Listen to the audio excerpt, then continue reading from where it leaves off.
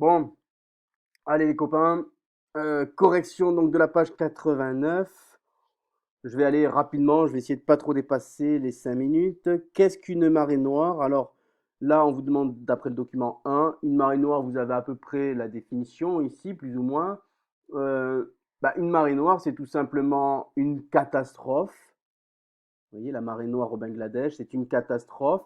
C'est le déversement, après souvent un échouage, c'est-à-dire lorsqu'un bateau vient à couler, un grand pétrolier, vous voyez, ces pétroliers, ce sont des bateaux gigantesques qui contiennent des milliers, voire des milliers de tonnes de pétrole, et lorsque ils viennent à s'échouer, c'est-à-dire à être détruits en mer, ils déversent, c'est-à-dire qu'ils répandent dans les mers ou les océans des grandes quantités de pétrole, et avec le mouvement des océans, ce pétrole arrive sur les rives.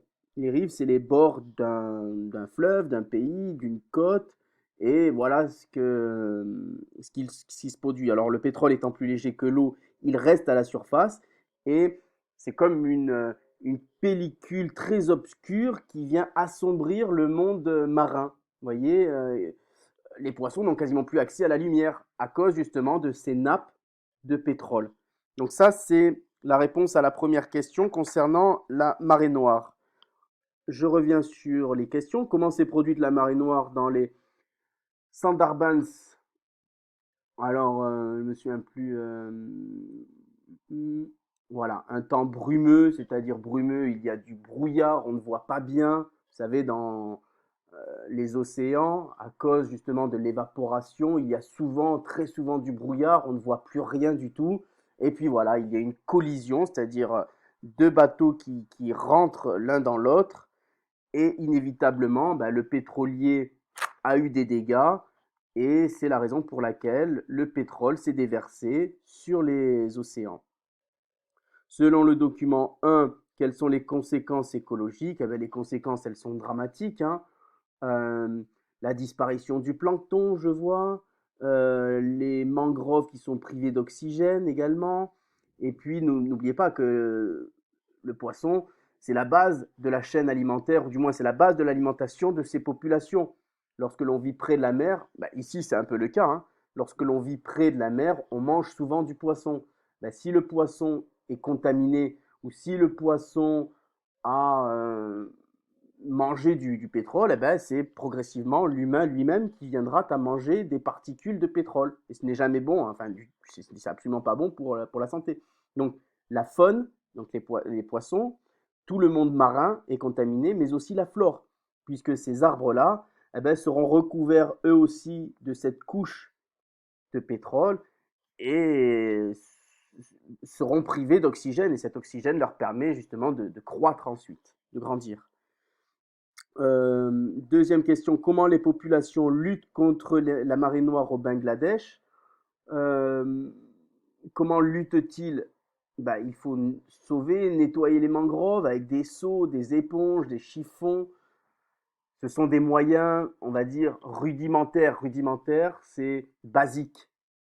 Vous voyez, comment voulez-vous enlever le pétrole avec des seaux? C'est quasiment impossible. Vous voyez, c'est un travail long, difficile et en plus de ça inutile. Donc, euh, les habitants du Bangladesh ne sont pas préparés à ce genre d'action.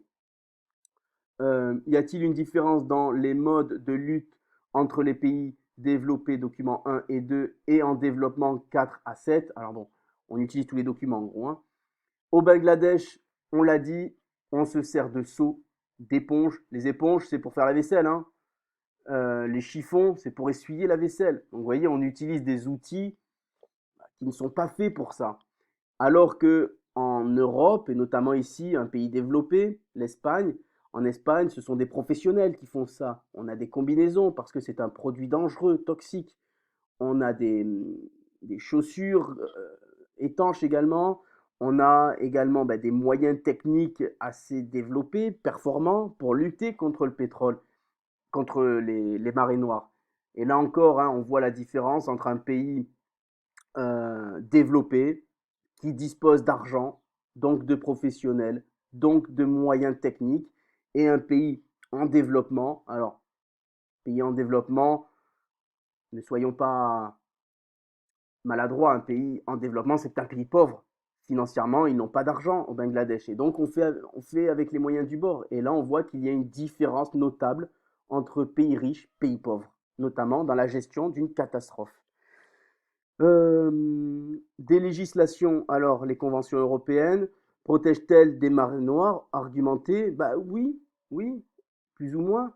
Euh, un plan international qui empêche les pétroliers à simple coque d'être commercialisés, bah oui, il faut que les pétroliers soient plus résistants.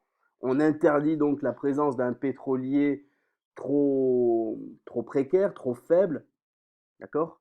Et on va pouvoir le verbaliser, on va pouvoir lui interdire de naviguer grâce justement à ce plan international.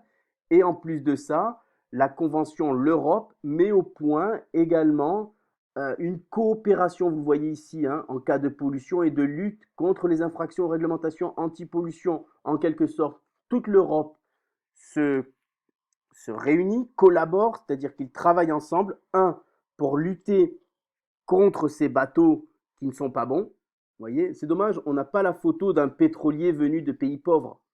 Ce sont des bateaux, on se demande encore comment ils naviguent, ces bateaux, tant ils sont en mauvais état. Donc l'Europe interdit ça et l'Europe collabore pour lutter contre ces marées noires.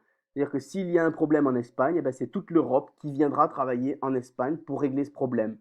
D'accord? Et ça s'est produit donc en 2003, si mes souvenirs sont bons, sur les côtes européennes, en France notamment, en Espagne, au Portugal. Il y a eu une catastrophe. Alors le bateau s'appelait l'Erika. C'est pour ça que l'on a appelé cette catastrophe la catastrophe de l'Erika. Et l'Europe tout entière est venue aider la France, l'Espagne et le Portugal à nettoyer ces plages. Voilà, j'espère que cette vidéo vous a plu. À bientôt.